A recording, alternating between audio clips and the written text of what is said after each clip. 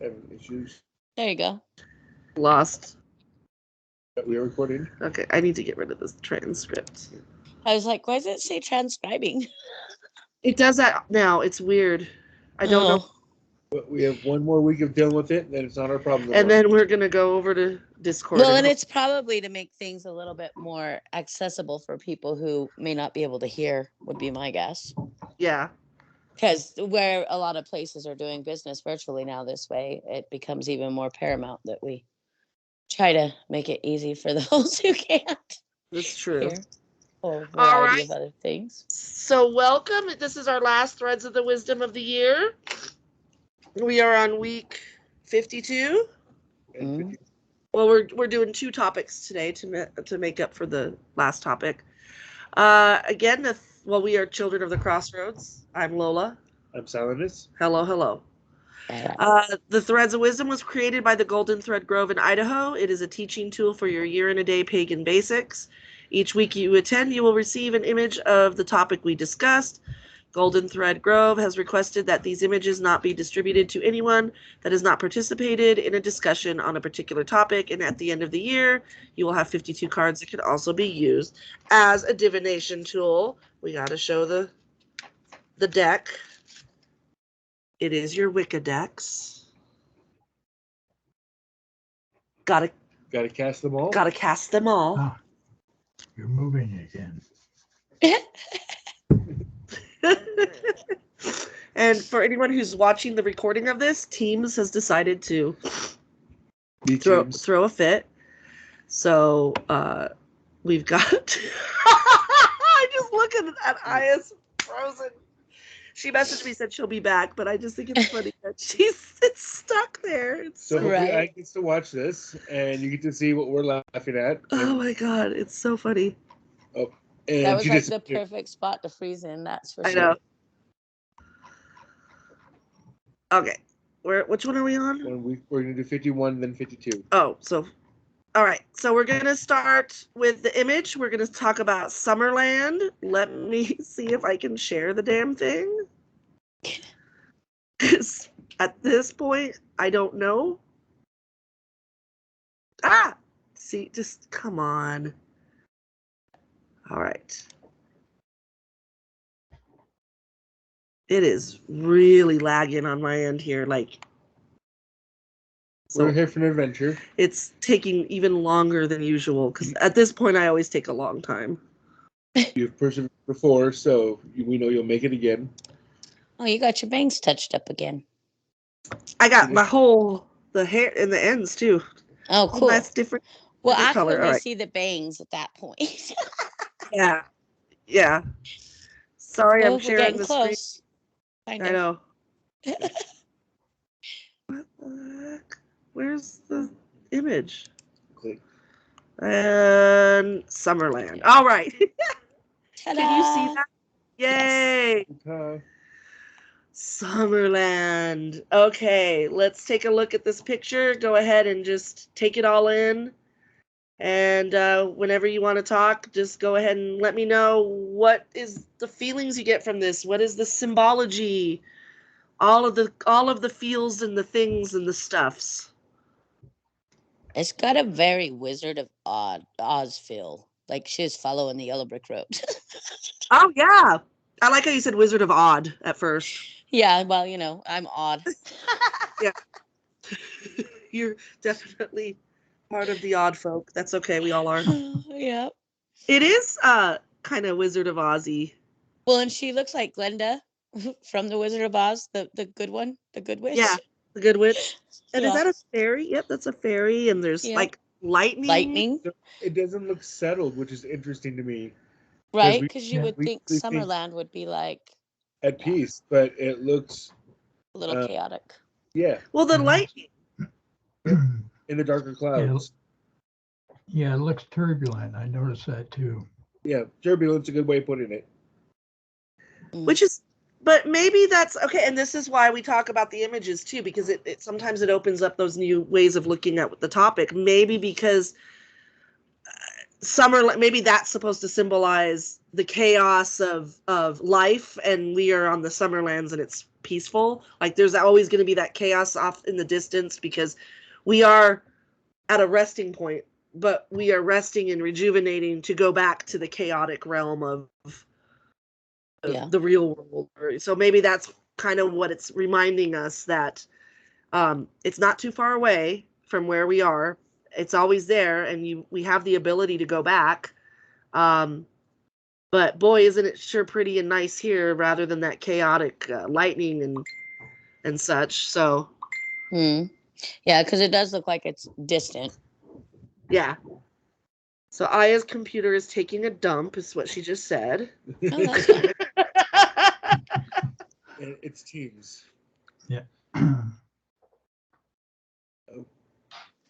Teams has been helpful, and we appreciate it. It's been there for us. Can't wait to stop using it. Yeah, Discord is as soon as you figure out how to get, because some people can't figure out that all you got to do is just click on the voice channel, and you're in. You don't have to click. You don't have to join a link, or it's just like click and you're in. It's really easy. It's just like, oh, we're here, and that's it. Much smoother. And it's smoother, and the picture's better. And, so, but let focus on the, there's that ferry and the road. It looks peaceful. It certainly is not my interpretation of how I would picture Summerland, but I understand what they're trying to get across here. Yeah. A little bit. It is interesting. Hence why we're having different artwork. Yeah. Because some of these images, I'm like, I don't know what they're trying to really say here. But these are also dated from the 70s and 80s. Yeah, these are old images. Oh, are they? I figured. I think they're from the 70s or from the 80s. Back. Yeah, well, regardless, they're 35, 40 years old. Well, then it's definitely time for an update. That's for sure. Yep, and I have got a sneak peek of the artwork for our discussions starting next week, and it is just so amazing. I can't wait to share it with Ari's doing it, right? Yes. Yeah. I wanted a new youthful, bright, colorful energy brought to it, and she definitely brings it. It's really cool. I'm so excited. I got goosebumps just thinking about it. It'll be fun. All right, It'll be cool. I think we understand the picture. We're all kind of on the same. It we know what it's trying to say, but maybe not our cup of tea and how we would express it. You know what I mean? Like, all right, Aya's back. Hi. Hi. She got rid of her frozen surprise face. Yeah, you were frozen on a very surprised face. It was cute. Was it? I was like, oh no! Yep. You were like, I was trying to monitor it, and it has one of those buttons right on top, and I forget that it's one of those touch screens and has a button on top. I turned it off twice, and then Facebook wouldn't let me back in. Oh yeah, I was like, what the F? We're having all kinds of problems. All right, so Summerland. What is Summerland? What is the definition? What is Summerland? Anyone want to talk what they think Summerland is? What they feel it is? It's where we go when it's time to sit between this life and the next. Yeah. It's the temporary rest stop. Yep. They say we spend about 3 years there. See, I've 3 years. It's sometimes you're there for a really short time. Mm-hmm. It depends on your soul. This is how I've learned it, and again, there's all different interpretations of it. Right. Your soul, sometimes your soul needs a lot of rest. Like like those old souls that have lived many, many lives, and they're like, I need to rest. Some of the newer souls that are eager to go, it's like, what's the next one? And they might just be there for a little while, but there's no concept of time, I would think, in Summerland. Yeah. So 3 years to us in our meat sack might be in Summerland like a split second. Right. Yeah, one thing that I wanted to share with you about what I know about it anyway. You know that I used to be with the Monroe Institute, and they had a couple teams of explorers that they called them, and these were some of the people were gifted psychics. There were a couple, and then most of them were scientists. But they would go out under the supervision of Bob Monroe and then the other leaders of the institute. They would all get in their units called check units, and they would go out and astral project together. And they would meet up. There'd be like 6 of them at a time, and they would go. They still do it today, but they would go on different missions and help people, souls that might have been stuck or lost. They worked with kids. But when Bob Monroe's wife died, Nancy, he didn't want to go, out there. He could do it spontaneously, but he didn't want to go because of the emotional trauma. And so he sent his best explorer team out to make sure she transitioned okay. Oh, wow. And what they do is they go, they went with her as far as an area that they call Focus 21. And that's like a big giant park where they all meet, and then your relatives or anybody on the other side, they meet up with you and they take you. But they've gone as far as beyond that point. And it's a place that most people refer to as heaven.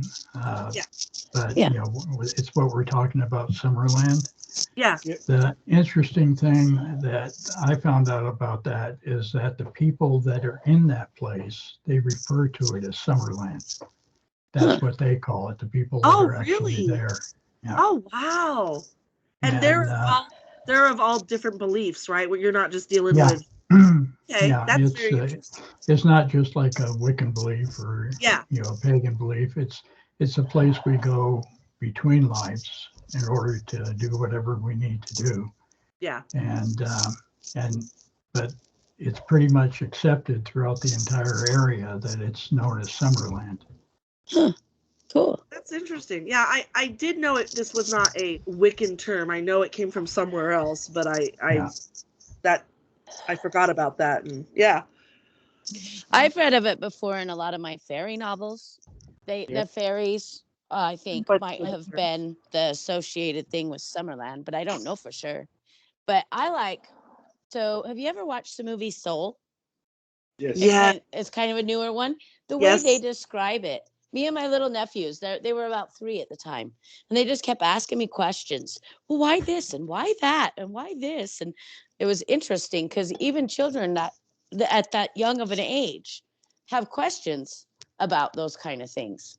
And so it was cool to sit and watch it with kids. I don't usually spend a lot of time with kids one-on-one for that long, but that's what I used to carry a lot of kids' books in the metaphysical store, because there's some kids that have, questions or are in mourning, So there's a lot of stuff to deal with spiritually with children. Well, I think Summerland is, people compare it, when I was telling my my mom, which is really cool because we were talking about our religious beliefs about life after death, and this was the first real serious conversation we've gotten into since I've been out to her as a witch. So she's Christian, so she's talking about what heaven is to her. And I'm like, well, I said, we believe in something very similar, except we come back. It's the place, it's like a temporary rest stop, and then it rejuvenates us to come back to our next life. Now, my mom is not, most Christians don't believe in reincarnation. I can't say all, but most I've talked to. But my mom's like, I don't know if I believe in that or not. That's interesting. And so we talked about reincarnation and what does Summerland look like? Because my mom told me what she thinks heaven looks like, and she's not she wasn't saying the pearly gates and the clouds. She thinks that heaven is here on earth after Jesus comes back, and it's here on earth, and we're all reunited with all those who we love. And then we live with no pain, no death, and we're at our best. Our body is at its best, right? And that's what I learned when I was growing up. And of course, I'm like, but what do you consider your body at your best? Because my mom's like, when I was in my 20s and thin. And I'm like, yeah, well, my body might have been at my best in my 20s, but my mind wasn't, and my life wasn't. I just think to say at your best kind of cuts off where you're at right now. I think the best is yet to come in our lives. It matters also what you consider your best. Is it your physical best, or Yes. is it your emotional and mental and spiritual best? Which my mom is very vain. She's a Leo, so it's her physical best. Very vain too. So, Very vain. Yeah, and that was another thing that the explorer teams noticed when they were in that place is most of the people, not all of them, but most of them were in their late 30s, somewhere in their mid to late 30s. Mhm. Really? It's And a like lot they were having automatically chose it. Yeah. That's what I heard about a lot of that when I heard about the explorer teams, that they're up there just having as much as they can, like they can just, everything they were missing in their lives, they basically get to fill in their souls until their soul is whole again. And that before bone, their souls. It's because we're multi-soul dimensional beings. And soul clusters, a lot of us, such old souls, you're a soul cluster. You have so many different lines from everywhere. But I don't remember what I was going to say. Yeah, because in that building up, in that dimensional frequency, where this place exists, it's above the astral. It's not in the astral, but where it exists, thoughts themselves are physical things. They're what you think, becomes a reality. And so there are people that will create things. They'll create a house just by thought. As above, so below. Yep. So I'm going to put. I have heard of that as well. I'm going to put in the chat. We did a Witches and Wine on Summerland, and me and Danielle were talking about it, and it was really interesting because we talked about because we were just kind of fantasizing. To me, Summerland would be a place where I would never have to clean another toilet, or right. But what do you think about that? Do you feel that not that, but if that's my version of Summerland, then maybe I don't know how many dirty toilets there'll be in Summerland, but if there is, I won't clean them because I don't have to. I don't know. But what do you think? I'm sorry. What do you think that it can? Do you think that's Summerland? It's what your version of quote unquote Zen or heaven or peace is, or I think I imagine it as Never Neverland, essentially, where you get to go back and be a child, refresh your batteries, get started, become anew.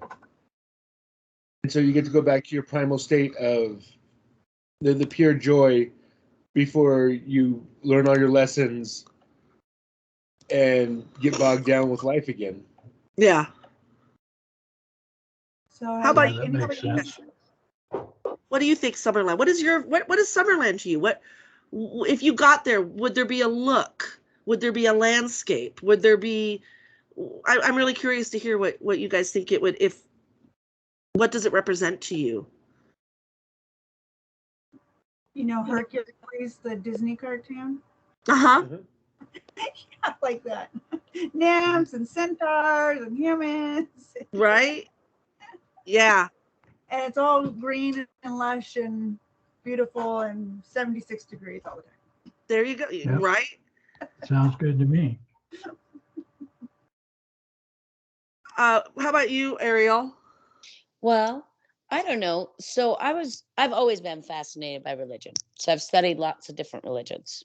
And I always liked the way that the Jehovah Witnesses imagine heaven, because it was also like on earth and all the animals are meek and everybody's, just happy and laying on the grass and with the people that they love and they miss. And I've always thought that, it can be whatever you want it to be, including hell. I think the Summerlands is both heaven and hell. And what the difference is whether you put yourself in that instant manifestation, kind of like what Marcus was saying, you can instantly manifest shit too. Yeah. You know, and so thing too. Yeah. So I've always kind of figured it's whatever you want it to be that good or bad. So kind of like an acid trip, you know, because for like LSD, you can control your trip. You can control if you want to have a bad trip. If you have a bad trip, it's because you made that bad trip happen. Exactly. If you have a good trip, it's because you made that good trip happen. When I've done LSD, I play with both sides. Not that I want to have a bad trip, but I go to dark places too, because I like to see how far I can go, because I always know that I can come back and then make it a really fun, awesome trip. Well, you explore the parts of your brain that you don't want to explore when you're not in that condition. Yeah. Yeah. So that makes sense, because this is, it is what we manifest. So you think what we manifest in our reality, the way we manifest in our everyday lives, you can manifest in Summerland? Mm-hmm. Okay. Yeah. I've never thought of it that way, but I like that. Look at your hair in there. I know. Sorry. Look how little gray I have. I know, we're younger. Look at my hair's all dark. Sorry, we're looking at a picture of us from 2018. Like white under here. What? My hair's all white under here. It's like, what the heck? White and gray. I did want to say something. Yeah, I was going to say, yeah. So the whole Summerland thing, everything we said and you guys said was right on. I want to know if anybody's ever heard or thinks of this, that they say when we're ready to be reborn from the Summerlands, that we actually know who our parents are going to be. Know what our name is going to be, and know what all our trials and tribulations are going to be. And we basically sign a contract that said, yes, I want to go back again, regardless if I experience these things, blah, blah, blah, blah, blah. That's what I tell my son when he gets pissed at his life. I'm like, bro, you picked it. Bro, you picked this for a reason. I know you don't like it, and there's parts of it that really suck, but you thought this is what you needed to learn in this particular instance, and so that's what you came here to do. So when you talk about soul contracts, because we could talk for hours, so I have to do two topics. So if I cut anyone off, I'm so sorry, but I'm trying to get to both topics. So soul contract, that could be a whole nother show. That maybe we'll make that a topic. Yeah. For a new, does that, to me, that I feel it takes away free will in a way. That's divine will too. See, I don't, and the reason why is you don't get to know how the lesson's coming. You don't get to know the specifics.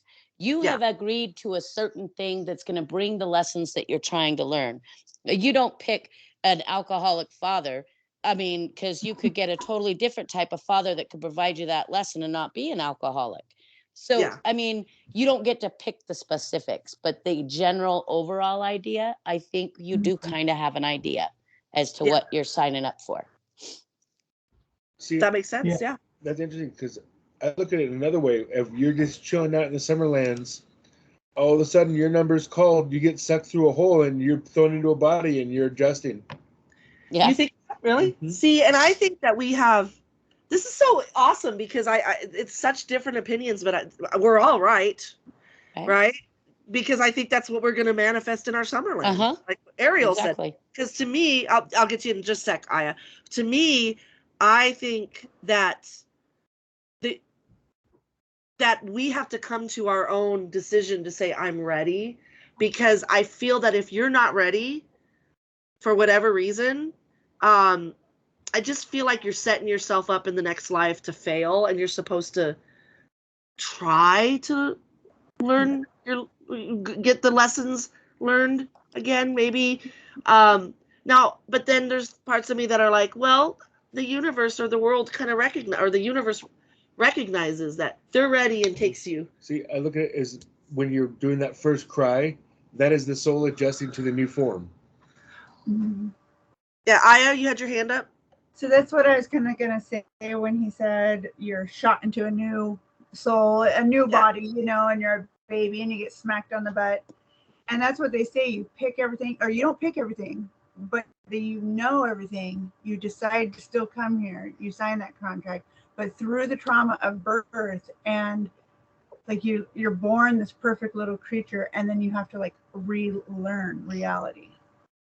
And somewhere we forget our past time in Summerland. But they say a lot of young children, 5 and under, can still remember the time before they were here. Right. That makes perfect sense. Do you think that what is your thoughts on those who do you think there's souls that stay forever in Summerland? Yes, avatars. You think that there's it's like NPCs. that? Like I said, the tired, maybe the ones that have just.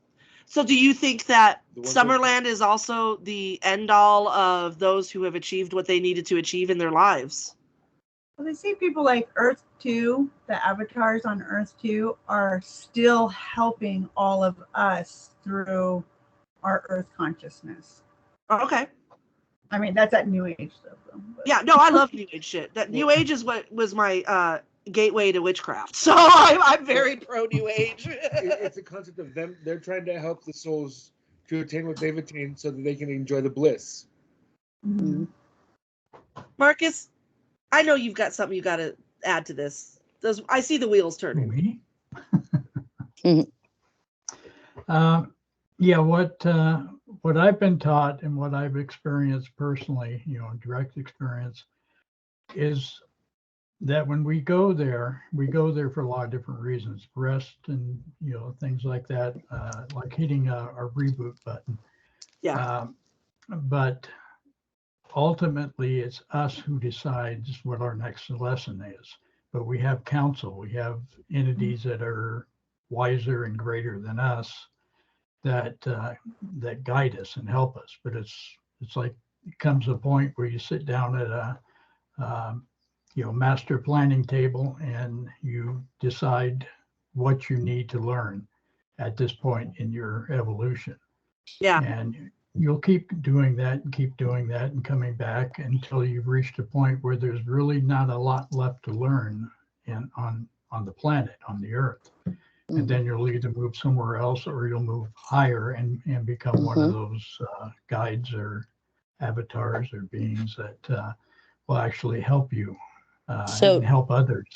You know, to is do that kind of like the Akashic halls and the Akashic records place, or is that something different? I think Akashic is our all our lives. It's like the big library data collection of every experience we've had before and coming up. That's why you can tap the Summerlands. The Summerlands. But that could be your version of Summerland too, of that complete enlightenment where you level up to the highest point. Could be you get to see your Akashic records. You get to tap into all of it, and it's like the Matrix when Keanu Reeves is hooked up and he's like, I know karate, like, or kung fu, you know. It's like right. I feel like sometimes, and I use a lot of spiritual things related to the Matrix because I think the Matrix movies are so amazing and represent, I think, a lot of things that we believe in. Yeah, Aya? I just want to comment on Marcus's when he said the table, you know, you lay out everything that you're going to come out on the table. Yeah. And it's really when you're actually there, it's not a 2D table or a 3D table. It is all encompassing. Yeah. Mm-hmm. Like even when you're in the halls of like the Akashic records, it's like all encompassing, you know. So at the Wiccan seminary, I can't remember what year it was. I don't know if it had to be sophomore or later. So it was I think it was sophomore year. And they took us through a meditation of the chakras. Mm-hmm. And I believe it was my crown chakra. Yes, it was. And you get to see what you see. They take you, what does this land or this place look like? What does, where are you in representation of your crown chakra? And I remember I went into this amazing meditation, and to me, when I went into the cave or the room or whatever, the crown chakra was all these like alien beings, but they were like holographic alien beings, and they were all like, it looked like those, like what Tony Stark does when he just grabs shapes and moves the computer screen in midair. You know what I'm talking about? Like in Iron Man. Hey Rayohad, welcome. We'll see. How are you? Hi. It's good to see you. We're talking about our versions of Summerland, what we think it is. And I'm talking about a meditation I went into for my crown chakra, and I saw like alien beings and all this information. It was all very high tech, but they were not like aliens to the point of like logical. There was a beauty like this. They were luminous and glowy and see-through and mystical, but they were definitely like alien beings, and they were all hooked into stuff. That is what it reminds me of, what you're talking about, the Akashic records and all that, like that, all that information. And that is that's the level, that's the top level. Like, you're hooked in, and you're so enlightened, you can't even, a physical body can't hold you in. That's why you don't come back. You're done. Like, and then you go to the other realm, like Marcus said, you go to a place, or Aya said, you're a guide, or you're a, yeah. Rayohad, what is, if you don't, you can observe, you don't have to talk. It's up to you. But would you like to share what you think Summerland is, and maybe what aesthetically, or what it looks like or feels like to you? You're on mute. Yeah, you're still on mute, hon.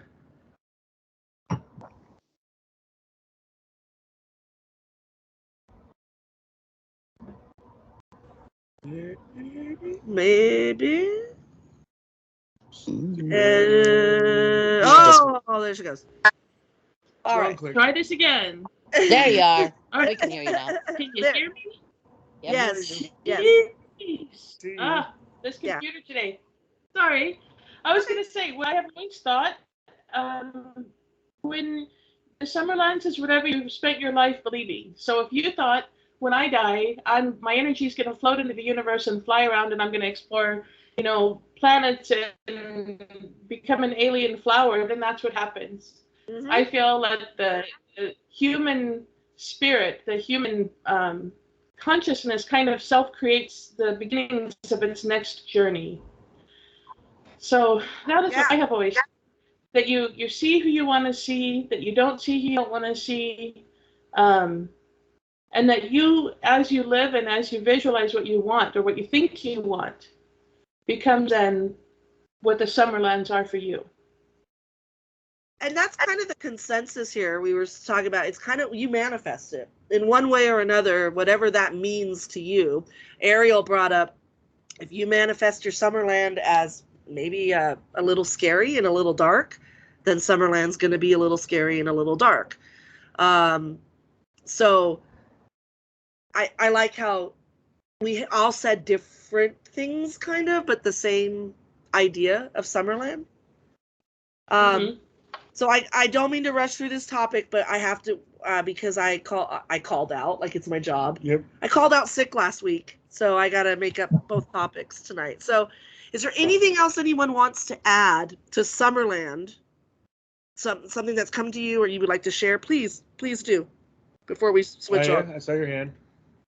So I just wanted to share a little thing, because I told you I grew up with natural magic with my mother and my grandmother.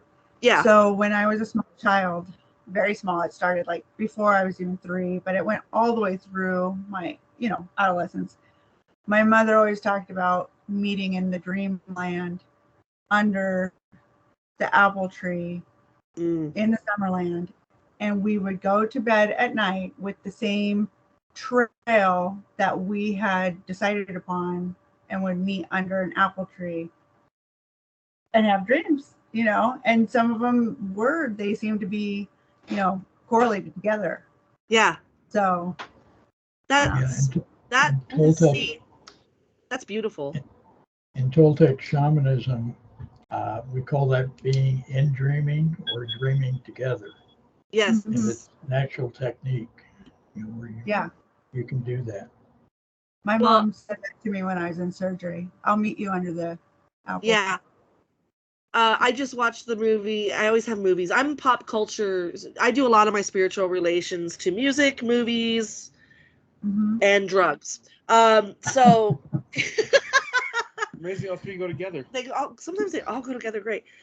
I was just watching this movie, a Julia Roberts movie, because I've been sick, so sometimes I just watch a bunch of movies that I've already seen, but they're easy to fall asleep to. But I also kind of enjoy them. I watched the movie Stepmom. I love that movie, and I don't know if you guys have seen it, but Susan Sarandon is dying of cancer. If you want to see it, I just ruined it for you. But she is telling her kids that don't be sad that I'm dying. I know you'll miss me, but I'm gonna meet you in your dreams. I'll meet you in your dreams. And it was so, like, I cried. Like, I was like that. And I've seen the movie before, but it just really hit me. Like, that is such a beautiful thing to say. And I think that overall feeling you get when you hear things like that is also Summerland. It's just that it's gonna be fine, and there's a place that we will be, and I like to say that we'll see each other again, whether that's in the next lifetime, whether that's in Summerland, you know what I mean? And those are just all, I think that's Summerland. I think it's just whatever makes you able to, and I have a theory. I think we will see even our non-pagan or non-Summerland believer people up there, because like my mom, she doesn't believe in Summerland. She believes in heaven. But I kind of have this theory that we all see it the way we see it. I will see my mom and she will see me, and around me will look like heaven to her, but around her will look like Summerland to me. And that's how we're able to interact. Same with those who believe in, same with those who believe in Valhalla. It'll be Valhalla all around, but it's going to be whatever to someone else, but we are still able to interact however it is. We should all see mead overflowing. Yes, mead overflowing and Thor running around without a shirt. Hey, there you go. Valhalla. Valhalla. That happens on our physical plane right now where we're at. There are people right now that are, with the mandala effect and everything. Yes. Oh, yes. We're all right here, but some people believe it is Bernstein, and some remember it as Bernstein. Yeah. But we're not actually on a different place. We're all here together, experiencing different things, different perceptions, different ways of hearing. So it's called what is it? Reality. Ariel, they teach it at the seminary. Relative truth. Relative truth. Relative Your truth. relative truth. Like, what are you talking about? I know. Man? I'm like, you quizzing me. I haven't. I know. I'm quizzing you. I haven't been in the school for a while, but I need to hop on to the next topic because, like I said, we're time framed. We are time framed, and I'm still not feeling fully well. So I She had some booked sick days that weren't going to carry into the new year, so she had to use them. What days? I wish I could have some wine. Yeah. I called out sick last week. I'm making up for it. All right. I'm going to share this next image, and it is Astral Work. Marcus, you might like this. I know, because when he was bringing up astral stuff, I'm like, that's the last topic. There's an order to these. A lot of them kind of connect from next topic, which I enjoy. Let me try to share. Is this share? And I know that I'll get through this. I do that every time because share. All right. Oh, that I am strong. I don't need you anymore. Yes, okay, I know I do. But you need the hair flip. I don't need you anymore. I do a really good Cher impression, actually. Time to go get the assless chaps.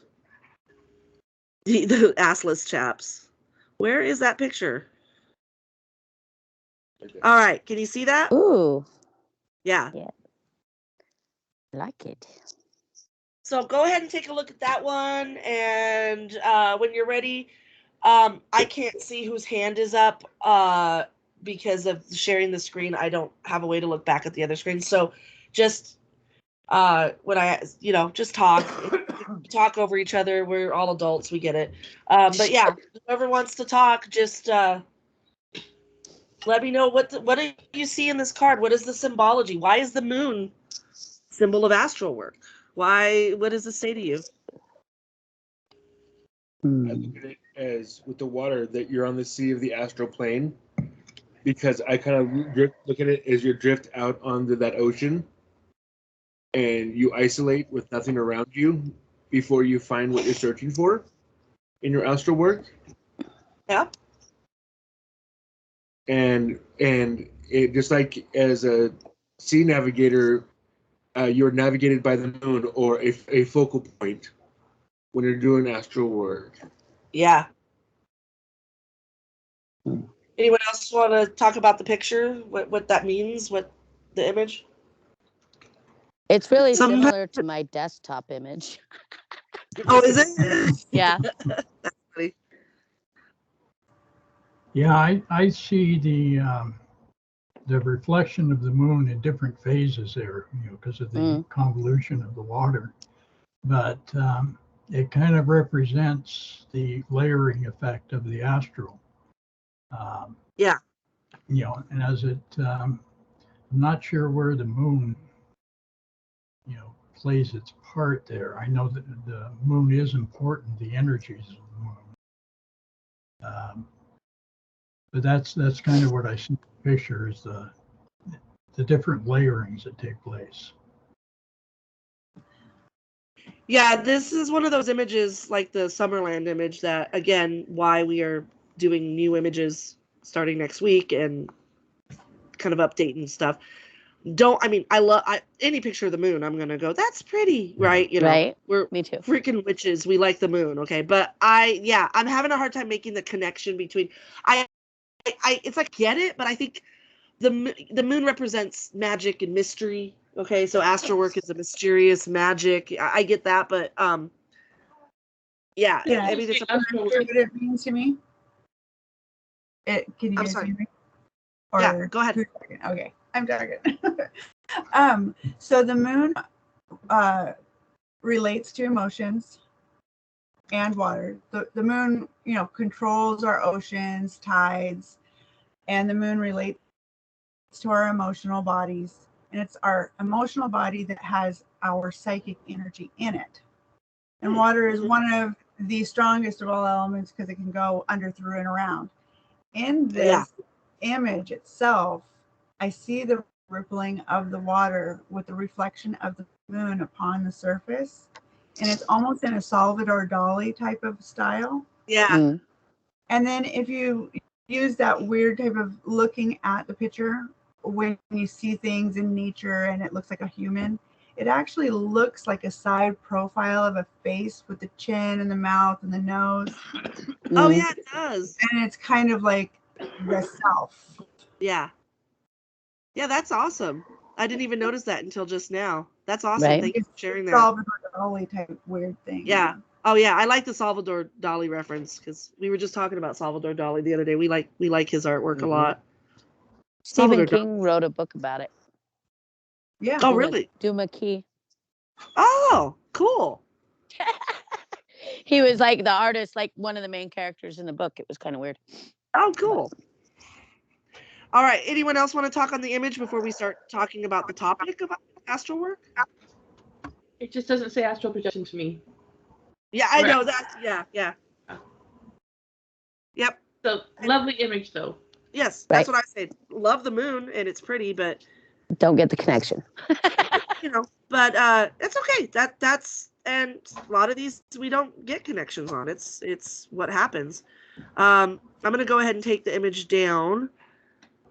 I'd say that a lot of astral work does work though on water, like when you do astral projection or some of that deep tank dreaming, and you're actually submerged in a gel-like form of water. Yeah, that's like salt water, heavy salt water, the Dead Sea. You could go there. And So this is an obvious question, but this is why we're here, because we've got people who have been practicing things like this for years and years and years and years. There are people of us maybe have never done it, or we didn't realize we did it. So that's why I like this question. What is astral work to you? What is that? What is your version of astral work, and do you do it? How do you do it? I'm gonna go to Marcus because I feel Marcus has a lot to say. Well, yeah, I've done a lot of work in the astral and done a lot of exploration there too. It's when I was with the Monroe Institute, that's kind of what I did. I was applying Toltec techniques, the ancient Toltec techniques to the Hemisync technology, and so that allowed me to spend a lot of time there, and more or less mapping it out, the different places, and it's a pretty big place. But what the first thing I notice is the first two levels. There's more than 7 levels, even though that's mainly what people refer to. Each level has a sub-level too. Yeah. But the 2 lowest levels, the first and the second, you want to stay out of there. Yep. That's what I've heard. We have learned to shoot directly, through those without stopping, because those lower level vibrations tend to capture a lot of the physical world negativity. And you can get stuck there, right? Yeah. It's your emotions, your fear that will trap you through. But there are entities there that will feed on that. There are leeches that feed on your life force energy, and that's generated by fear. And what happens is your astral body, it has layers like an onion, and when you get scared, it separates. And those layers have gaps in them, and energy starts seeping out of them, and that's what they latch onto. But anything we have ever imagined, like when we sit down and do some type of focused visualization, that manifests on those 2 planes, especially on those 2 planes. And the more negative ones, like people that play like Magic the Gathering and stuff, those things are real on those planes. And so you want to stay out of there, but as you get up into 3rd and 4th level, 3rd, 4th, and 5th is where I have spent most of the time, and there are differences between each level, but there are different beings. It's strange because when you're on any of those levels, you look at somebody or a tree, there's topography there, there's life. And when you look at it, you're looking at it beyond the 3rd dimension. You can see the back of someone, while you're seeing the front. So it takes a while to orient yourself. And, there are entities there. There are aliens from other planets there. Greys go there, but they don't want anything to do with us. They tend to be separate in their own groups. Can't say I blame them. Yep. What do you say, Ariel? Well, I was going to say that people call that brown body because you can bring back that negativity in those gaps of your onion shell. Oh wow. Mm-hmm. And like any type of emotional outburst or anything can actually create like a dust devil, an entity that can continuously grow. And that's one of the reasons why we sage and stuff like that. So you have to be really careful with those lower energy. And you have to because you can bring it back with you. Yeah. So that's in different work. As far as astral work, if you want to make any changes in yourself, that's the best place to do it. If you want to make changes in the physical world or help other people, you can manifest magical intention stronger there than you can in the physical world, because your energies are more free to move around and you have more control over those type of energies. Yeah. Well, for me, I always was like, I was never really taught how to do astral work or travel astrally, but I've studied dreams, how to travel to other dreams and other places. So that's kind of my version of astral work. Also, like I said, I'm either talking about movies, music, or drugs in my spiritual work. LSD and hallucinogenics. I know what you're saying. That's why I'm like, because like I have gone to places like that where it's just like, I know that I can't be here. Like my soul knows or something. I can't be here, and I can move it to another place, and it's just very, yeah. The levels and stuff like that. There's a lot of levels in those kind of trips. Yep. You reach, So that's really interesting. So that's about my experience with astral travel or astral work. Don't you guys use a plateau concept? There's different plateaus that you reach as you go deeper and deeper. Aya, you had your hand up? I wanted to say about the drugs. So I've done tons of acid myself. And acid is more analytical drug. You are in the mind, you can, it's an analytical. And then you get shrooms, and that is a body high. It's different. And then you have ayahuasca or ayahuasca, or however you want to say it, and that is the more mellow, but it's also kind of like a peyote shroom. Yeah, ayahuasca. Ayahuasca. Yeah, ayahuasca. Yeah. Yeah, you understand. You can do astral traveling and astral work on a lot of hallucinogenics. But you can do it without those too, is what I was. Oh no, that's what I'm saying. Yeah, I do it. I'm just saying that is my experience with hallucinogenics and with dream work. I would just want to hear what people's different experiences were with astral work. I'm sure Rayo had. Yeah. Do you have any experience with astral work? I'm asking, like, I'm pretty sure you do. I'm wondering if definitions need to be quantified here. I have done many journeys and much travel. I have visited the Akashic Records or the university. I have been and explored, gone out and explored space. I have traveled all over the world. I have gone down to the different levels and the different journeys. I actually have had a shamanic rebirth where I was taken apart and put back together. So, listening to somebody say to Marcus, defining all these different levels and stuff, that hasn't been my experience. So I wonder if maybe our terms are different, if we're talking about two different things, or if we're just interpreting something that we both experienced in a different way. I have traveled the branches, the different realms of Yggdrasil, the life tree, and have gone up to the top of the tree and been with the light beings, and I've shot down to the bottom at the roots and been in the underworld going, oh shit, So I don't know. To me, sounds like astral work. I've done all of those things too. Feels by definition. Yeah, it's shamanic journeying is a little bit different than astral projection. Well, some of it was not. Sorry, you guys, my words are failing me. I haven't been talking to people in a while, so I'm just like that. It's okay. Shamanic journeying is a very specific type of journeying with a purpose. You're generally going on a shamanic journey to do a soul retrieval, to do a healing, to find your spirit guide, if you want to use that term. Shamanic journeying is very purposeful.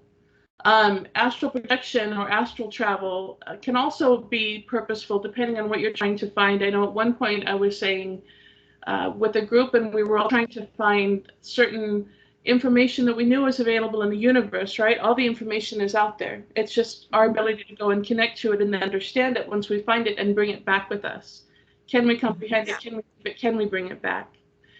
And on one of those journeys, I found a mentor of mine that I didn't know was a mentor, but was an alien. Lola was talking about the fact that different entities, or Marcus was. And here was my mentor, and it was an alien, and my brain could not comprehend what I was seeing. It's like when the first Native Americans saw the big sails of the Spanish galleons or of the ships that came, they could not comprehend this big vessel. My brain could not comprehend the entity that I was faced with, and yet it was, the entity was very funny. You're not ready yet. Go on. Yeah. Wow. Yeah. I was like, oh, okay. And I would not qualify that as a shamanic journey because the processes are very, very, very different. If I'm going to go on a shamanic journey, I'll have my drums, I'll have my rattle, I'll have my quiet space, I'll have my tunnel, or I'll go to my tree. Astral projection, I can astral project to New York and say, oh, hey, this is what my friend is doing. She's looking out her window right now. Yeah. Yeah. Well, I want to remind you guys, though, that it's astral work is the topic. So to me, it's a little more broader because I'm talking about the generic what are different ways you've done astral work. So I think shamanic journeying, in my opinion, just my opinion, haven't done a lot of it. I've studied a little bit, but to me, that's a version of some sort of astral work. Because to me, astral is going to different realms, being able to go there, whether it's through meditation, whether it's through hallucinogens, whether it's through shamanic journeying, whether, you know what I'm saying? Ritual, it's ecstatic ritual. You go somewhere else. To me, it's like an out of body experience, and however that happens is some sort of astral work. I'm sorry. Go ahead, Aya.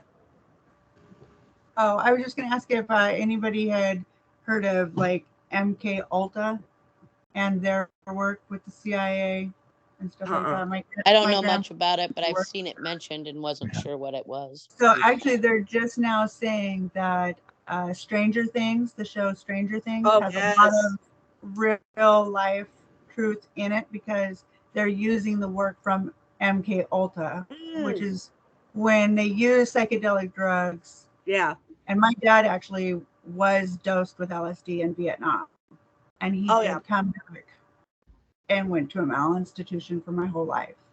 Yeah. So, I mean, but that CIA guidebook of how to actually astral project outer body, it is pretty amazing. I mean, I've sonic drummed, I've done past life regressions, upper lower worlds, depending on where you go, the Akashic records, but astral projection with a purpose to actually go and spy on other people, to actually walk in other countries and see what's on the president's, that's real shit. Yeah, I have, and I've done that. I used to freak out my friends in high school. I was because she would be like, "Oh no way, this isn't real," and I'm like, "Okay, it's not real. What do you want me to do?" Well, I want you to go. I have a friend, blah blah blah, and I want you to go tell me what she's doing. Okay, she's looking out her window. She's in a tall building. It's a brick building. She's got long dark hair. Completely described what was happening in the scene. And she's like, talking to her friend via text, like, "Oh my God, you're really seeing this," and I'm like, "Well. Yeah, I told you this was possible." One of the astral projections, since you defined the term more, that I found probably the most profound was actually as a Reiki healer. Yeah. Mm-hmm. And I was working on a patient who had cancer, very, very, very serious cancer. And the cancer was like a monkey that was like the head that was in her brain, and it was kind of wrapped around. And she was having a lot of abdominal pain. She was having, a lot of just pain, stomach pain, cramping, things like that. So I was partner working with somebody else, and all I was trying to do was relieve the abdominal pain. That's all I was doing. I was not trying to cure the cancer. I was not trying to get it to go away. All I was trying to do was just relieve that pain. Yeah. And so I went in, and if you've ever worked with a cancer patient or anybody who has a serious illness where their immune system is so compromised, they're so energically sensitive. You can't just like go in blaring. You can't just go in attacking because they can't handle it. Yeah. And so I had her hand, and I was just holding her hand, and I was just rubbing her hand, and I entered through her hand, through her fingers, just quietly, and just went through. And I ended up journeying into her body and seeing everything in her body. It was so interesting because the cancer were these black clouds, and they were bubbling up through these like volcanic fonts. And, you know, I would come up to the volcano, this black stuff, and be like, I need you back in balance. I need you just to go back into balance. You don't have to go away, but I need you back in balance. And it was so interesting because as I would go in there, and I wasn't rejecting the cancer, I wasn't saying you can't be here. I was just saying, I need you back in balance. I need you back in balance. And going in there, and it would dissipate, and it would just kind of flow. And it would just, it would just dissipate. And so I'm walking through this land, and I'm just, again, physically, I'm just right at her arm, and I'm just stroking. And we worked on her for about an hour. And when she got up, she looked at me and she said, "Thank you so much. For the first time, and I can't remember, I don't have pain." And she was like, "Just thank you." You want to come over to my house? Right. So interesting is that the lady who was, you know, she was the one working on the cancer. All I was trying to do was alleviate some of the lymphatic pain and some of the pain. Mm-hmm. And she, you know, our patient left and she's like, "Oh my gosh, what did you do?" And, you know, I'm like, well, I don't know. I asked it to go back into balance. We all have cancer within us. It's just whether or not it's out of control or whether it's not. I just asked it to be in balance. She said, "I've been working on her for, you know, months. And this is the first time I felt like I was actually able to get a handle on that cancer." Oh, wow. You know, because I created that opening by saying, I don't reject you. I'm not trying to banish you. Yeah. I just want to see. So that's astral work, right? That's traveling to a definite realm. It's like that movie. It's like that movie where they shrink the person down and they go through the human. Yes, all three of them. Yes. Yeah. Can I add to that? Yeah, go ahead.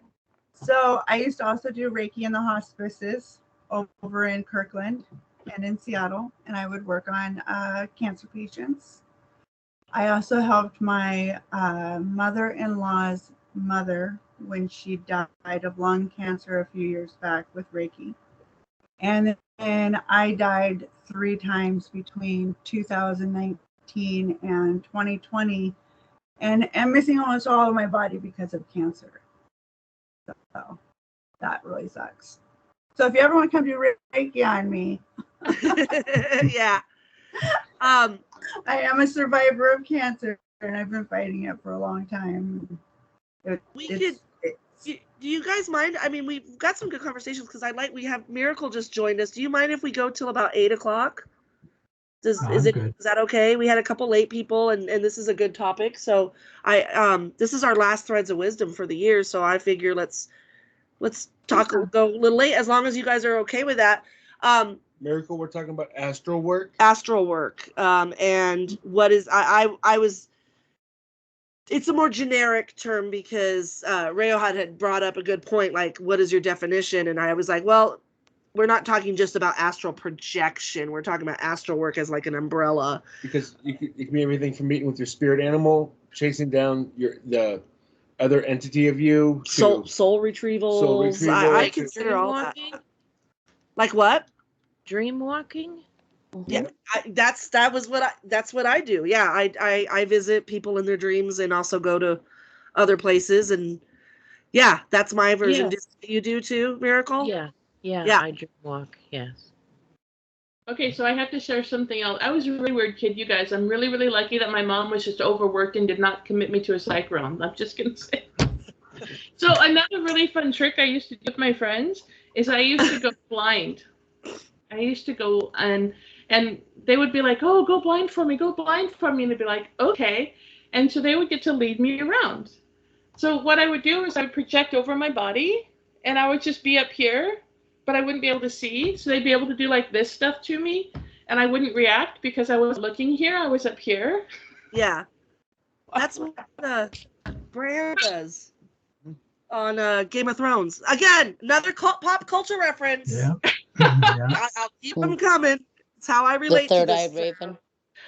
Yeah. Well, and he's a warg, so he's walking with the animals and seeing through the animal eyes, which is another form of astral work. Yeah. How about you, Ariel? Have you done anything like that, or?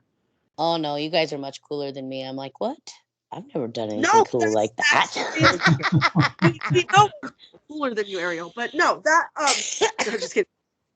But that's the point of this discussion. Like I said, there's people like I said, I have not technically, or I haven't read a book on how to do astral travel, but I know I've experienced it without knowing that that's what it was until years later and going, oh, right. Well, I have a meditation that I really like. It's by a guy called Steve G. Jones, and it plays in one ear and then it repeats itself on the other side, but like a little delayed. But it's like you fly over the pyramids of Egypt and over the Nile, and you can hear the birds, and kind of, I think that feels like it's probably astral work. But I think deep meditation to me is. Well, deep I think meditation I do, but I don't think my being is conscious of whatever it is that I do, because I think that I am doing things. I just am unaware of them. Yeah. It's a hypnosis. Well, we will soon lead you on adventures in this concept. Good deal. Learning about things in your near future, I have a feeling. Yes. You have a feeling? My astral self just traveled to a distant future. Well, and I told Lola about a dream that I had with her giving me a box. I mean, so I mean, I do things. I just don't think I'm really like aware of it per se on a conscious level. Yeah. Anyone else? Aya, did you have your hand up? Yeah. Did you forget why? Did you forget? Do that a lot. I was gonna say, okay, so there's all of those different things, there's drum circles, there's drugs, there's just, getting into a deep meditation, and that double voice is what we use in hypnosis when I used to work in hypnosis. So, they enforce it with light sometimes, but that second voice sits there and reinforces that imaginary, and you're able to build. I really enjoy those meditations because I've like 2 or 3 of them. They're cool. What happens when you're 5? Cool. There's one meditation that I found even after doing all the Reiki and, stuff like that. And it was in the Emerald Tablets. So in the Emerald Tablets, Hermes talks about escaping the dweller. And the dweller is in the corners. And you're always supposed to remain in a spiral. So you're always supposed to move in a spiral motion. Oh. So that you don't get trapped in the corners. And it was one of these things where your head's in the north and arms east, west, and feet in the south. And without any other thing than just reading that and trying to do that, I had a really powerful, astral work that day. It was and I've read other books and I've done other things, but that one in that Emerald Tablets was really powerful. Yeah, that sounds really interesting. Anyone else want to talk about why do you think some people? Well, here, let me look at the notes because my edible just kicked in, so I am all over this. Very different. I'm astral traveling right now. No, you are. You're coming through the internet. I am. What do you think? Why do we need astral travel? Why do you think, or not just astral travel, but astral work? Why is that important for us in whatever craft we use? What does that do for us? Astral is your subconscious. It's the aspects of mind that aren't actively forward that you have to explore. Maybe that's why it showed the moon, because it's that part of us that's unseen, and the moon is receptive. Dark. I'm sorry. I was just when you said that, I thought of the moon. I was like, maybe that's what that picture was for. But I'm sorry. Go ahead, honey. With it being the unknown and the unexplored, when you are accessing the other parts of your brain, whatever format you're using, you're getting to find things that you know about yourself, but you didn't know. Yeah. But when you find it, you know that it's so. Yeah. You rhyme. It's like Dr. Seuss. Yeah, little Dr. Seuss there. Know that it's so by Silent as Stardust. But you know what I'm talking about. When you go do this work and you find something, you find something about yourself, you know that you found a truth. And that's what you're searching for is your truths. Yeah. And shadow, certain things we do with shadow work. There's a lot of, I think, astral work that would help with our shadow work. to heal things, to face things, so what do you guys think? Why is it important? Why is astral work important for our craft and for what we believe in? The shadow work side of knowing thyself. Yeah. Miracle? Well, I know for most people, astral projection happens when you're sleeping. Yeah. And it's not it's not something you do focused in meditation when you're awake. Although I have met people that can astrally project when they're awake. Well, but I think that when you're sleeping, the things that hold you back when you're awake are gone. Like, we're even subconsciously always concerned about what other people think. We're always trying to control what we think and what we say, and we have all of these binds that tie us, all these ties that bind us when we're conscious, that stop us from using our energy in a positive manner.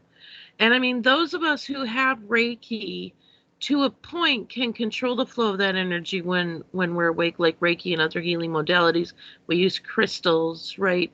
We use meditations, we use chants, we use group work.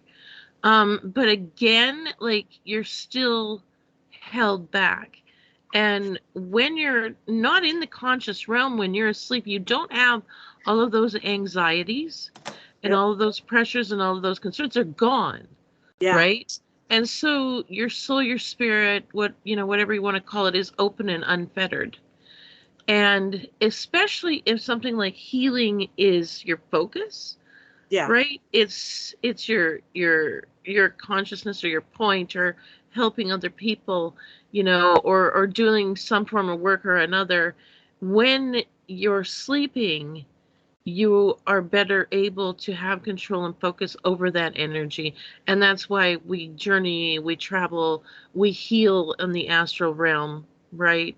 If I have someone that I know is like terribly, gravely ill, they'll be the last person that I treat. When I have a regular Reiki practice, I send Reiki to people in need twice a day, every day. And in the evening when I do so when I get in my bed, I light my candle, my incense, and I'm in my bed when I do the evening Reiki treatment. And if there's someone I know on my list that is in extra need, I will fall asleep. They'll be the last person I treat, and I'll be sending them Reiki when I fall asleep.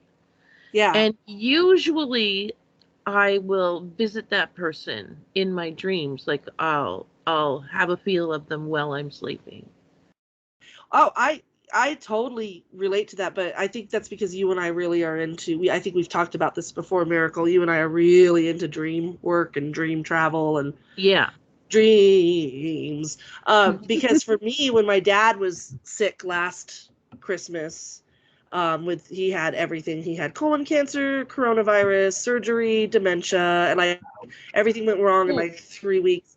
And he was on his deathbed, and I would go visit him because we couldn't visit him where he was because of COVID. And I would astral project to him because that's what I do right before I go to sleep. You're in that you're in sleep, out of sleep, kind of in between. And that's where I would go, and I would visit him and hold his hand, because it was very upsetting to know that he had dementia and he was confused. He felt alone. We couldn't see him. So I would visit him all the time, and it was really powerful. And I sent Hecate to him. And I'm not saying I'm the one that cured my dad, but he pulled out because I did a lot of astral travel to my dad. So I'd like to maybe think maybe some of that is responsible, because it was very powerful. That was probably the most powerful astral work I've ever done when I was trying to heal someone. And I'm not a Reiki person. I don't call myself a healer, but that was definitely, to me, and it healed me too, because I was able to be there, because we were under the impression he was going to die in the hospital. I was saying also goodbye to him, but I wasn't like making it final. I was saying whatever you need, Dad, if you need to go, if you need to pass, then please go.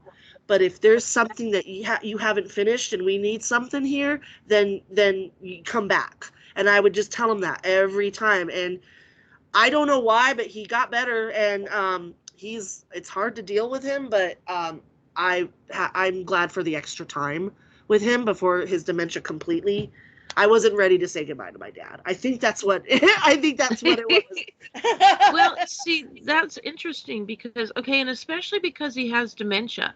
Yeah. So he's more open to that Yes, because he he hasn't is. got as many things holding him back. And I really firmly believe Yes. that. I mean, we all know, we've all seen the studies. People heal better when they don't feel frightened and alone. Yeah. And I think because he has dementia, he was probably more aware of your presence, like consciously aware even of your presence, because he just hasn't got any of those things holding him back. When my dad got hit with the stroke that gave him that kicked in his dementia, one of the first things that before all the things in the hospital we have never talked. He knows I'm a witch. We have never talked about that. In his dementia state, he's been looking at me a lot all the time, and he's like, "You're a witch," and I'm like, "Yeah, I am." He goes, "All right." It's not accusatory. It's not accusatory. He's like, "Oh my," like almost like he's like, "Oh my God, you're a witch." Like he can see it. That explains so much about you. And he's like, "Okay," and it's really like he has been more accepting of who I am than he ever has been in the 49 years of my life. Like, and Yeah. So I'm cherishing that, and I think that's what we needed. I think I needed to have that kind of healing with him and be able to then say, okay, because now I get it. Like his dementia and everything, I get. So yeah, there's healing in that. There's a healing in our astral work. I think that's one of the main things. Whether we call ourselves healers or not, I think as witches and pagans, we are natural born healers in one way or another. Yeah, and I think in that form, that just happens. Yeah. Yeah. So we gotta move on because it's almost 8:00 and I'm getting tired. Aya, did you have something quick you had to say, or? I just wanted to say when my dad was dying of alcoholism, he had like completely exploded and was splitting. He was calling me like every Sunday, and I didn't even know. He wasn't listening to Art Bell or anything, but he was talking about shadow people, and he was seeing people who were dead for a long time and telling me about their conversations. And I wish I would have written that stuff down. Oh yeah. It was like it took him like 3 months to actually die, but he was literally seeing these things all the time. Yeah. Well, it gives me some peace sometimes when I see my dad looking off in the distance, because it's hard to see a man that was really strong and powerful and to be kind of vacant at times and have that look. So I always tell myself, I think Dad's just visiting a place that's kind of peaceful for him right now, and he's experiencing something, and he'll come back, and it's fine. So whether he really is or not, it's healing on both he's ends. Somewhere else right now. I'm okay with that. But I do need to wrap this up. So let's go visit Madame Zola, because Madame Zola's missed you all. So you go, you're like, I need a 1-card drawing.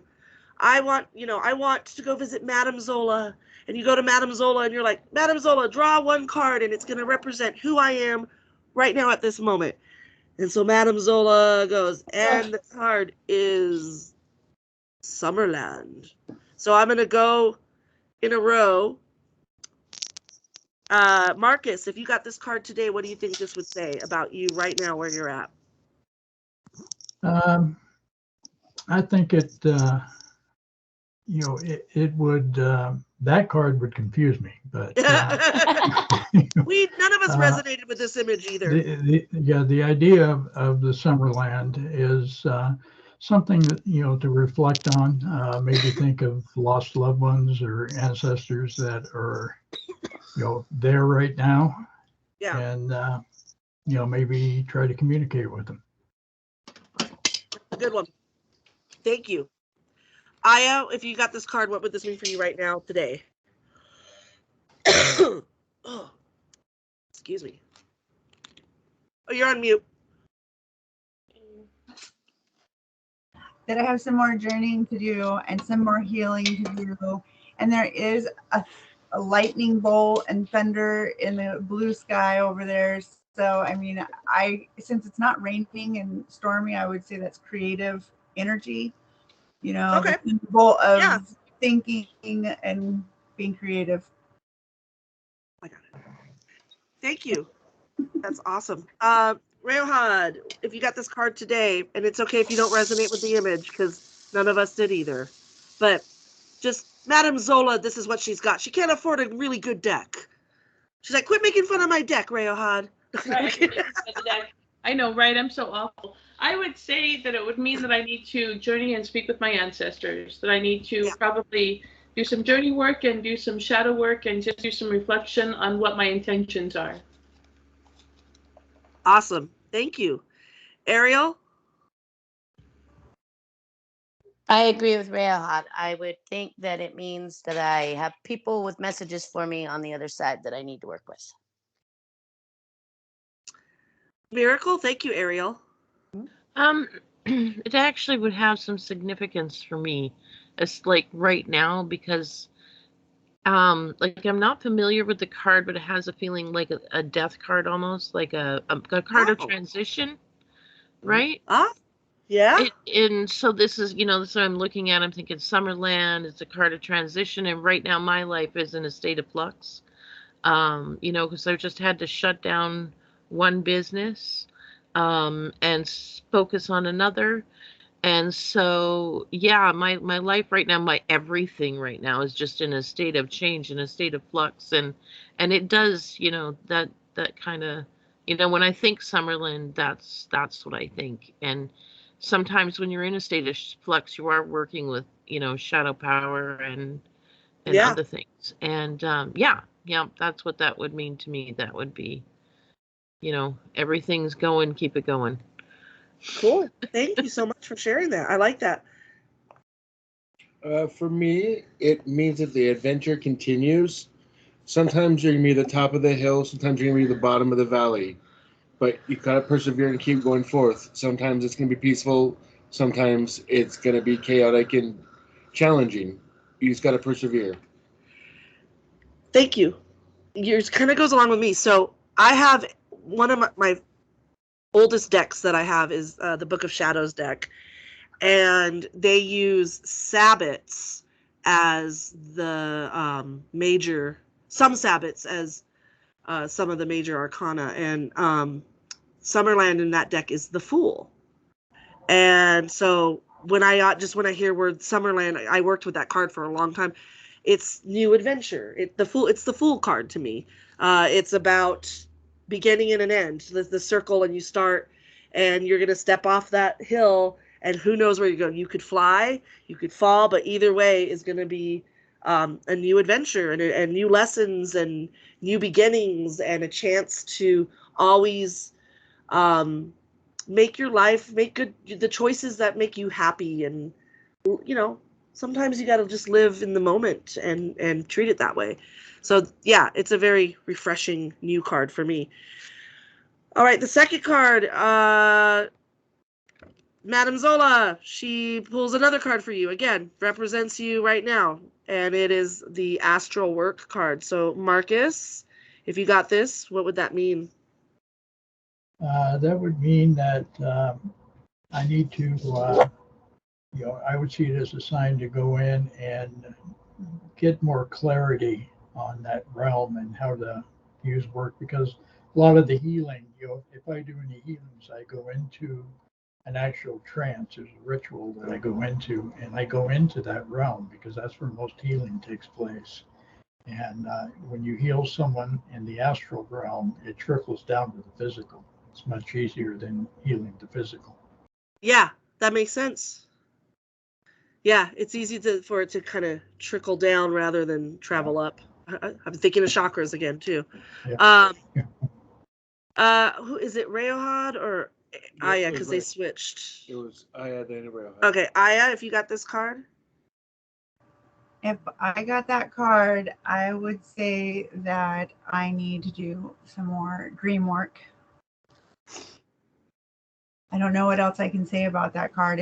It's emotion and dream work and the self. It's just, that's all I can say.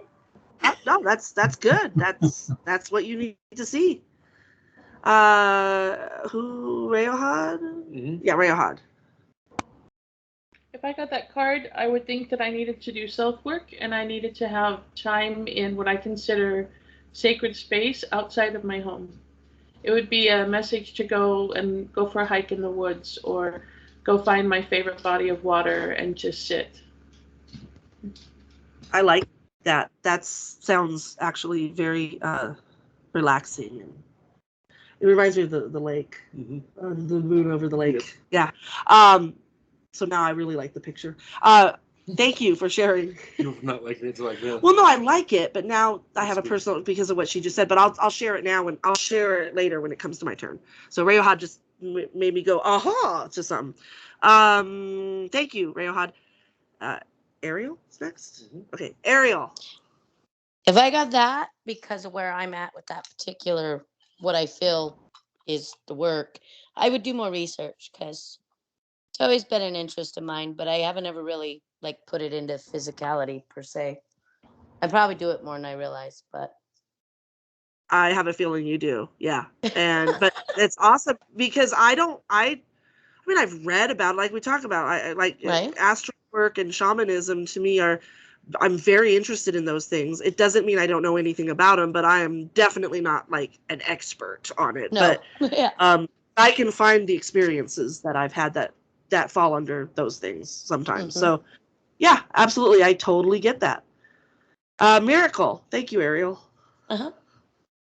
Well, I think if I got that right now, that it would speak to me to do more conscious, like to focus on trying to do more conscious astral work, and maybe even a little more focus on shadow work, which is something that I don't do very often. And I know that I should, because it's a very important part of, it's an important side of me, and it's something that I think I neglect. So that's definitely, that's what that would mean to me, is that I need to put some focus there, to better myself. That's what comes to me. Yeah. Self-improvement is always good. Yeah. And my husband. What it means to me is I need to go check out a book at the Akashic Library and do some research.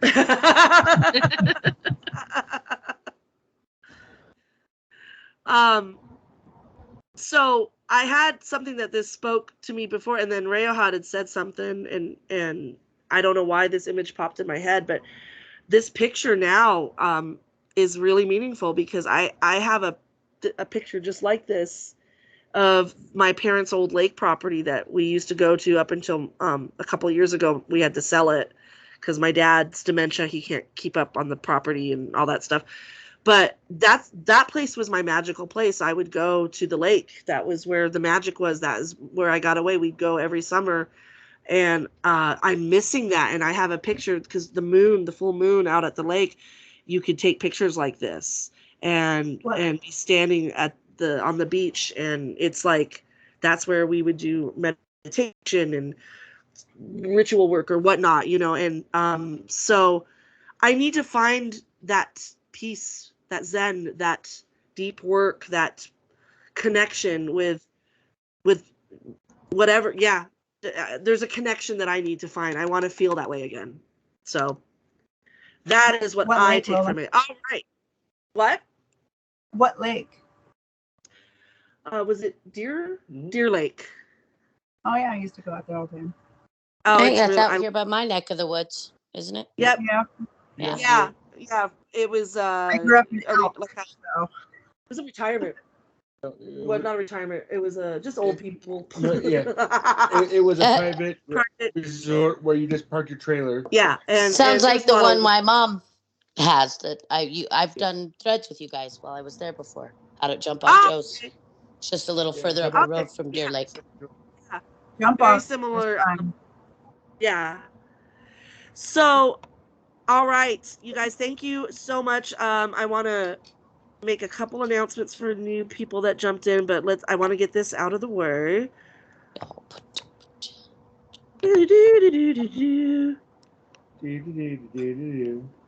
Nice combos, everybody. I enjoyed talking with everyone. Right. I I don't have a know if sailboat, that's. so maybe we'll go out on the lake. Hell yeah. I know. Right? I love the water.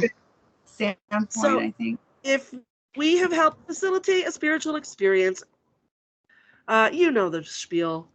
Donate to our church if you want to, or if you don't. We're nonprofit, tax deductible. There's links in the thing. Yay! Edibles really hit me right now because I can't focus. I'm like, Go. I'm gonna put the images in the chat, so that's gonna be fun. And if you can't download it, let us know. We know you, Marcus. And Poor if you can, Marcus. put your email in the chat and we'll get them sent to you. Share. I'm going to try this time. I'm using Windows 10 and a different computer. so Ooh, we'll see there if it you go. works. You can just snip them. Open the snipping tool Oh, and you cut them out. upgraded. Oh, that's too advanced for me, even. But I'm not. That's what I did. All just I don't snipped know them. how- Oh, Snip's not hard. Snip's easy. I snipped all the conversations. Shit. All right. Let me know. Can you see that in the chat? It hasn't popped yet. Okay. There it is. Awesome. So there's one. Uno. And Not those. no, that's already Astral Work. I'm going backwards. Man, I have to pee. You want me to do this for you? Can you see me shaking? I'm like, I'm gonna pee my pants. Oh my god, I forgot. Don't think about it. Think about something else. I'm thinking about finding this. Here we go. One more nudge. And where the hell? Oh, Wine you didn't share, Lola. what? I said it's that wine making you have to pee that you didn't share. Why didn't you just send some wine through the computer? I know. I Right? guess I could do that. It was good wine. It was too. really good wine. All I right. just astrally. Well, my personality is my outgoingness and edible head is sending vibes your way. Oh my god, is it showing up or not? Whoa! Yeah, I felt it. Enter, see what happens. Just kidding. Oh my god. All right, would you wait for that? I have to pee. Yep. And then Yeah, stop you the go. We recording. wait. Go on. Before you wet yourself. Yeah, no witching yourself. I'm old. It happens. Let me see if I can make this work over here.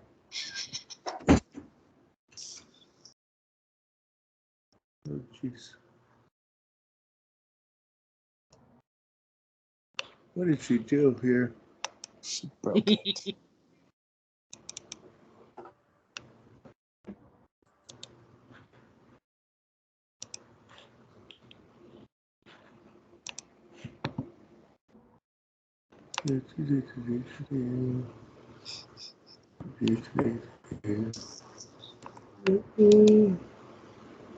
See if this works.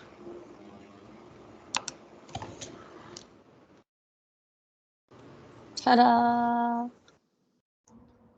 It's It's loading. I see something happening. Oh, nope. Nope. It stopped. It said, screw you guys, I'm going home. Yeah, it's totally said it's not See, being it says- helpful, and I don't appreciate it. The card's like, I know y'all didn't resonate with my image, so I'm not coming out. Right? Right? He's like, fuck you guys. Rude. There it is. Ta-da. There it There it is. goes. I see it. I saw it. I saw it. I saw it. I got I it. got it. Woohoo! I made a thing Get happen. it. Get it. Got it. Good. Yep, good. So, guys, we would just like to say thank you to each and every one of you guys for attending this week in, week out with us and helping contribute to the conversation. And, you know, it means a lot to us that you guys have done this and chose to show up for the most part every week for a year. Ariel, Marcus, you guys have done a lot. Aya, you've done a lot on the last quarter of the year. Did you get everything? I'm Yeah, here we when got I'm loaded. not sleeping. Yep. No, that's cool. But did you announce our new platform and everything? So, as what I was getting to, Oh, okay. this is the last of the Threads of Wisdom. That's what he was getting to. I was just prepping for it and rudely interrupted. Sorry, I was just excited to be back. Go ahead. And we are leaving Teams, and we're going over to Discord, and we are starting a new conversation called The Seeker's Path. And we're going to have new artwork, and I'm going to put, it is in the chat already, but I'm going to put it again. New subject. So next week, same time, new platform, new images. And for those of you that have attended throughout the year and missed one or two or a handful of the pictures, we'll give them the Threads of Wisdom ones. Yeah, we're going to give you guys those. We'll get you those pictures when we go through those topics next year. Yeah, with the new. if you want to still collect Awesome. your Threads of Wisdom So Wicked decks. You can have two of them by the time it's said and done. Yeah. Can I ask about the Discord? Yeah. So are we going to be able to see each other still? Yeah, Yes. there's Are video. you going to use Twitch or are you going to use just Discord? Because Just Discord. Just straight up Discord. Discord has a video chat. We have a video chat. We have the tools to record it. We have everything we need. It's easier to set a background. It's the background. It's choppy. It's not as choppy. We've had a lot more good luck with it in other avenues we've been using it in. And we are trying to slowly move away from like Facebook because or Twitter or Microsoft or A lot of negative energy on Facebook. I don't like Facebook. I've never liked Facebook, but I only do. Did you stop recording? No, I've not. Let me stop the recording, you guys. Say goodbye to recording. Say guys. bye to the recording. Bye. Recording. Bye. You don't want to be meta? Come on. I mean, Facebook is meta now, right? Right. It's been meta for a long time. Let me stop the recording. Where is it? They hid it from you. Facebook actually is it just has so much misdirection for news and